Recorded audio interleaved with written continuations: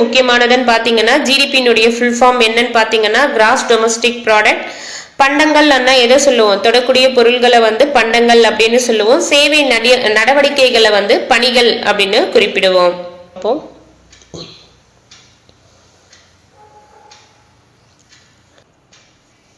GDP அப்படின்னா ஒரு குறிப்பிட்ட காலத்துல ஒரு நாட்டுல உற்பத்தி செய்யப்படுகின்ற அனைத்து பண்டங்கள் மற்றும் பணிகளினுடைய அங்காடி மதிப்பை தான் என்னன்னு சொல்லுவோம்? மொத்த உள்நாட்டு உற்பத்தி அப்படின்னு சொல்லுவோம்.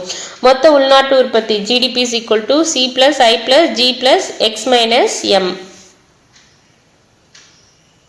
இறுதிநிலை பண்டங்கள் மற்றும் பணிகள்னா இறுதிநிலை பண்டங்கள் நம்ம கைக்கு கிடைக்குது இல்லையா, அதுதான் இறுதிநிலை பண்டங்கள் மற்றும் பணிகள். இந்த இறுதிநிலை பண்டங்களை செய்ய ஒரு சில பொருட்கள் ஒரு பகுதியாக செயல்படும். அதை இடைநிலை பண்டங்கள் அப்படின்ட்டு யார் சொல்லியிருக்கா? டைலர் கோவன் மற்றும் அலெக்ஸ் டாபர் ராக் சொல்லியிருக்காரு. இருமுறை கணக்கிடுதல் அப்படின்னா என்னன்னு பாத்தீங்கன்னா இறுதிநிலை பண்டத்துக்கு ஒரு வேல்யூ சொல்லிட்டு அதுக்கப்புறம் இன்னொரு வாட்டி அந்த இறுதிநிலை பண்டங்களுக்கு ஒரு சில பொருட்கள் பயன்படுத்துவோம் இல்லையா, அந்த பொருட்களுக்கும் மதிப்பு உள்நாட்டு உற்பத்தியில கொண்டு வந்தாங்கன்னா அது இருமுறை கணக்கிடுதல் அப்படின்னு சொல்றாங்க. நாட்டு வருமானம் அப்படின்னா என்னன்னு பாத்தீங்கன்னா ஒரு நாட்டுல ஒரு வருஷத்துல உற்பத்தி செய்யப்பட்ட பண்டங்கள் மற்றும் பணிகளினுடைய மொத்த மதிப்பு தான் நாட்டு வருமானம். இந்த நாட்டு வருமானத்தை மொத்த நாட்டு உற்பத்தி அல்லது நாட்டு வருமான ஈவு அப்படின்னு அழைக்கிறாங்க. மொத்த நாட்டு உற்பத்தி என்ன? ஜிஎன்பி. ஜிஎன்பி என்ன? Gross national product.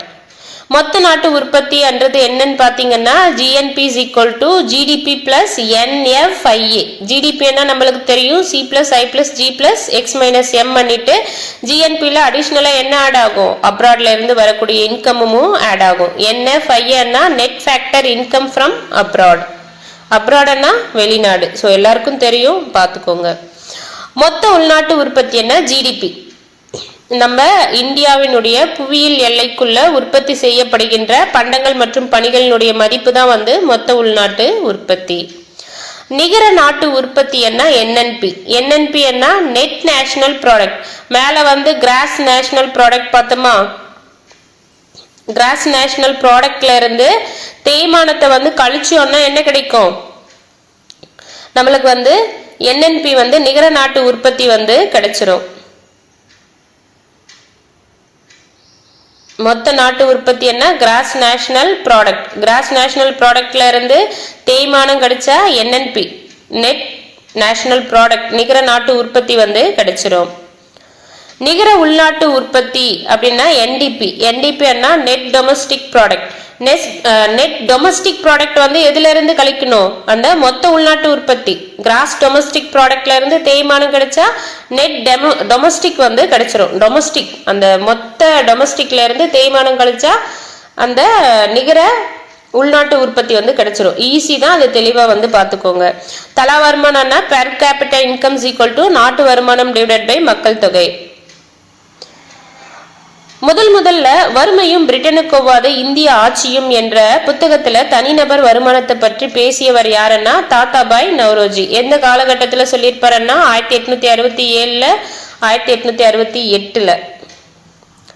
தனிப்பட்ட வருமானம்னா ப்ராஃபிட்டபிலிட்டி இண்டெக்ஸ். தனிப்பட்ட வருமானம்ன்றது என்ன? ஒரு வீட்டுல ஒரு 5-6 பேர் இருக்காங்க, எல்லாருமே வேலைக்கு போறாங்க. அது மட்டும் இல்லாம அவங்களுக்கு ஒரு வாடகை மூலமா பணம் வருது, இல்ல வேற எதுல இன்வெஸ்ட்மெண்ட் பண்ணி வருமானம் வருதுன்னா இது எல்லாமே தனிப்பட்ட வருமானம்.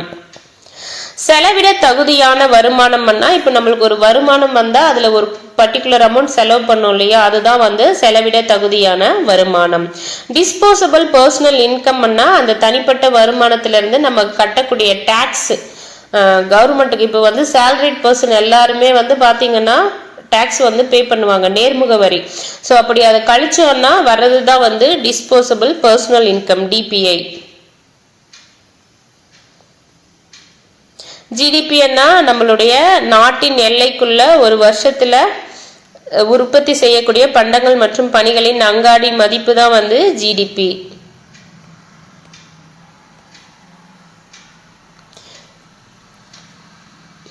ஜிடிபியின் நவீன கருத்து முதல்ல யார் உருவாக்குறாங்கன்னா குசும்புக்கார ஒரு உருவாக்கி இருக்காரு குஸ்னட். எப்போன்னா 1934.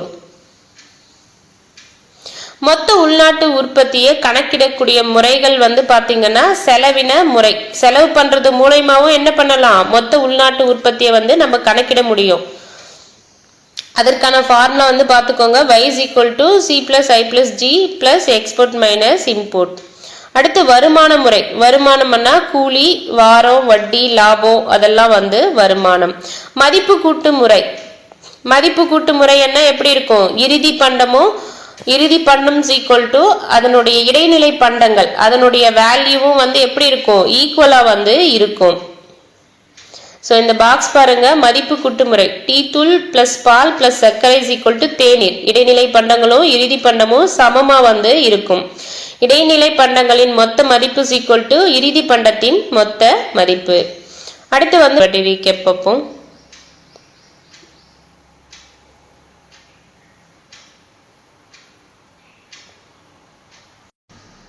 மொத்த உள்நாட்டு உற்பத்தியின் முக்கியத்துவம், ஜிடிபியினுடைய முக்கியத்துவம் என்னன்னு பாத்தீங்கன்னா பொருளாதார வளர்ச்சி பற்றி தெரிஞ்சுக்க வந்து ஜிடிபி பயன்படுது. பணவீக்கம் பணவாட்டத்தின் சிக்கல்களை வந்து தெரிஞ்சுக்க ஜிடிபி பயன்படுது. வளர்ந்த நாடுகளோட ஒப்பிட்டு பார்க்க ஜிடிபி பயன்படுகிறது. வாங்கும் திறனை வந்து மதிப்பீடு செய்ய பயன்படுது. பொதுத்துறை பற்றி எல்லாரும் தெரிஞ்சுக்க ஜிடிபி வந்து பயன்படுது. பொருளாதார திட்டமிட ஒரு வழிகாட்டியாகவும் வந்து எது பயன்படுதுன்னா ஜிடிபி. ஜிடிபியில இருக்கக்கூடிய குறைகள் என்னன்னு பாத்தீங்கன்னா ஒரு சில பணிகள் வந்து ஜிடிபில வந்து சேர்க்கல. அதே போல வந்து பாத்தீங்கன்னா ஜிடிபில வந்து அளவை மட்டும்தான் பாக்குறாங்க, தரத்தை பாக்குறது இல்ல. ஜிடிபில வந்து பாத்தீங்கன்னா நாட்டு வருமானம் வந்து எல்லாருக்கும் வந்து பகிர்ந்து அளிக்கப்படுறதில்ல. ஜிடிபி மக்கள் வந்து வாழ்க்கை முறையை பற்றி வந்து சொல்லவே இல்லை. ஜிடிபில வந்து மக்களுடைய வாழ்க்கை முறையை பத்தி சொல்லவே இல்லை. ஜிடிபியின் மதிப்பீடு யார் பண்றாங்கன்னு பாத்தீங்கன்னா புள்ளியியல் துறை அமைச்சரவையின் கீழே இருக்கக்கூடிய மத்திய புள்ளியியல் அமைப்பு தான் வந்து ஜிடிபி சம்பந்தப்பட்ட ஆவணங்களை வந்து பாதுகாக்கிறாங்க. இவங்க வந்து பாத்தீங்கன்னா தொழில்துறையின் உற்பத்தி ஆண்டு கணக்கெடுப்பு நடத்தி தொழில்துறை உற்பத்தி குறியீடு, நுகர்வோர் விலை உற்பத்தி குறியீடு போன்ற குறியீடுகள் எல்லாம் யார் வெளியிடுறாங்கன்னா மத்திய புள்ளியியல் அமைப்பு வந்து வெளியிடுறாங்க. மொத்த உள்நாட்டு உற்பத்தியை வந்து பாத்தீங்கன்னா பரவலாக வந்து 3 துறைகளாக வந்து பிரிக்கிறாங்க. இந்திய பொருளாதாரம் வந்து 3 துறைகளாக வந்து பிரிக்கிறாங்க. முதன்மை துறை எதுன்னு பாத்தீங்கன்னா வேளாண் துறை. இரண்டாம் துறை எதுன்னு பாத்தீங்கன்னா தொழில் துறையை வந்து சொல்லுவாங்க. மூன்றாம் துறை என்ன, பணிகள் துறை. பணிகள் துறையை வந்து சேவை துறை அப்படின்னு சொல்லுவாங்க. 20ஆம் நூற்றாண்டுல பொருளாதார நிபுணர்கள் வந்து 3ஆம் நிலை பணிகளை வந்து என்ன சொல்றாங்கன்னா 4ஆம் நிலை மற்றும் 5ஆம் நிலை பணிகள் துறைகள்ல இருந்து மேலும் வந்து இந்த 3ஆம் நிலை பணிகளை வேறுபடுத்த முடியும் அப்படின்ட்டு சொல்றாங்க. இந்தியாவுல எந்த துறை வந்து மிகப்பெரிய துறை அப்படின்னு பாத்தீங்கன்னா பணிகள் துறை. பணிகள் துறை வந்து 2018-19 வந்து எவ்வளவு கோடி மதிப்புன்னு பாத்தீங்கன்னா 92.26 லட்சம் கோடி. விவசாய பண்டங்களின் உற்பத்தியில இந்தியா எத்தனாவது இடம்னா 2வது இடம். இது வந்து உலகின் மொத்த விவசாய பொருட்களின் வெளியீட்டுல இந்தியா எவ்வளவு சதவீதம் அப்படின்னு பாத்தீங்கன்னா 7.39%. உலகில் இந்தியா வந்து தொழில் துறையில எத்தனாவது இடம்னா 8வது இடம். பணிகள் துறையில இந்தியா எத்தனாவது இடத்துல இருக்கு உலக அளவுலன்னு பாத்தீங்கன்னா 6வது இடத்துல வந்து இருக்கு. இந்தியா ஜிடிபியின் துறை வாரியான பங்களிப்பு 2017-18 வந்து பாத்தீங்கன்னா விவசாயம் வந்து 17.01%, தொழில்கள் வந்து 29.01%, பணிகள் வந்து 53.09%. மொத்த மதிப்பு கூடுதல் அப்படின்னா என்னன்னு பாத்தீங்கன்னா GVA cross value added. Cross value added வந்து எப்படி கால்குலேட் பண்ணுவாங்க, ஜிடிபி பிளஸ் மானியம் மைனஸ் வரிகள். அமர்த்திய சென்னா பொருளியல் அறிஞர். இவர் வந்து பாத்தீங்கன்னா பொருளாதார வளர்ச்சி என்பது பொருளாதார முன்னேற்றத்தின் ஒரு அம்சமாகும் அப்படின்ட்டு சொல்றாங்க. பட் ஐக்கிய நாடுகள் பார்வையில பொருளாதார வளர்ச்சி என்றது எப்படி இருக்கு, வாழ்க்கை தரம் உயர்தல் அல்லது ஒட்டுமொத்த வளர்ச்சியில் கவனம் செலுத்துதல் ஆகும் என்றதை குறிப்பிட்டிருக்காங்க. பொருளாதார வளர்ச்சியை கணக்கிடக்கூடிய முக்கிய அளவுகோலாக வந்து என்ன சொல்றதுன்னா மொத்த உள்நாட்டு உற்பத்தியும் மொத்த தேசிய உற்பத்தி ஆகிய ரெண்டும் தான் வந்து பொருளாதார வளர்ச்சியை கணக்கிடும் முக்கிய அளவுகோல். ஒரு பொருளாதாரத்தின் உண்மையான முன்னேற்றத்தை அளப்பதற்கு எது வந்து கரெக்டா இருக்கும் அப்படின்றாங்கன்னா மனிதவள மேம்பாடு குறியீடு. ஒரு பொருளாதாரத்தின் உண்மையான முன்னேற்றத்தை வந்து அளவீடு செய்ய எது வந்து சரியானதுன்னா மனிதவள மேம்பாடு குறியீடு. ஸோ இது ஒரு வாட்டி பார்த்துக்கோங்க. பொருளாதார வளர்ச்சிக்கும் பொருளாதார முன்னேற்றத்துக்கும் உள்ள வேறுபாடு. பொருளாதார வளர்ச்சி என்ன அமௌண்ட் சார்ந்தது வரும். பொருளாதார முன்னேற்றம்னா வாழ்க்கை தரம் எந்த அளவுக்கு இம்ப்ரூவ் ஆயிருக்கு போன வருஷத்தை காட்டிலும் அப்படின்றத பேஸ் பண்ணி வரும். அதை தெரிஞ்சுட்டு படிங்க, எல்லாமே உங்களுக்கு புரியும். 12 வருஷத்துல தனிநபர் வருமானம் எத்தனை மடங்கு உயர்ந்திருக்கு நம்ம இந்தியால அப்படின்னு பாத்தீங்கன்னா 2 மடங்காக உயர்ந்திருக்கு. இந்தியா தனிநபர் வருமானத்துல பாத்தீங்கன்னா எந்த பிரிவுல இருக்குன்னா நடுத்தர வருவாய் நாடுகளின் பிரிவுல இருக்கு. இந்தியாவில் பிறக்கக்கூடிய ஒருவருடைய எதிர்பார்க்கப்படும் ஆயுட்காலம் எவ்வளோன்னா 65 ஆண்டுகள். 5 வயதுக்கு உட்பட்ட குழந்தைகள் ஊட்டச்சத்து குறைபாடோட எவ்வளவு பெர்சன்டேஜ் இருக்காங்கன்னா 44%. 15 வயதுக்கும் மேல் உள்ள மக்கள் எவ்வளவு சதவீதம் பேர் கல்வி அறிவு பெற்றிருக்காங்க அப்படின்னு பாத்தீங்கன்னா 63% பேர். இது ஒப்பீட்டு அளவுல குறைந்த நடுத்தர வருவாய் நாடுகளில் 71% ஆகும் என்றதை கொடுத்திருக்காங்க. ஒரு வாட்டி ரீகேப் மட்டும் பார்ப்போம்.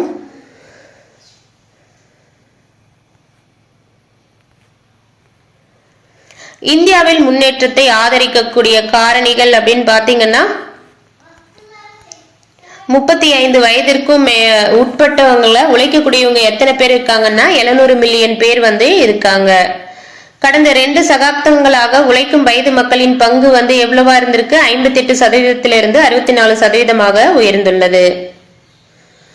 மனித மேம்பாட்டு குறியீடுனா HDI ஹியூமன் டெவலப்மெண்ட் இண்டெக்ஸ். இந்த HDI என்றதை முதல் அறிமுகப்படுத்தியவர் யாருன்னா பாகிஸ்தான் நாட்டை சேர்ந்த முகஹப் உல் ஹக் என்பவர் அறிமுகப்படுத்தினாரு. எப்போன்னா 1990ல அறிமுகப்படுத்தியிருப்பாரு. இதை எதை பேஸ் பண்ணி கால்குலேட் பண்றாங்கன்னா வாழ்நாள் எதிர்பார்ப்பு, வயது வந்தோரின் கல்வி அறிவு, வாழ்க்கை தரம், அதை பேஸ் பண்ணி கால்குலேட் பண்றாங்க. PPP purchasing power parity. UNDP United Nation Development Programme. இவங்க பாத்தீங்கன்னா UNDP ஒரு மனித வளர்ச்சி மதிப்பீடு வெளியிட்டிருக்காங்க.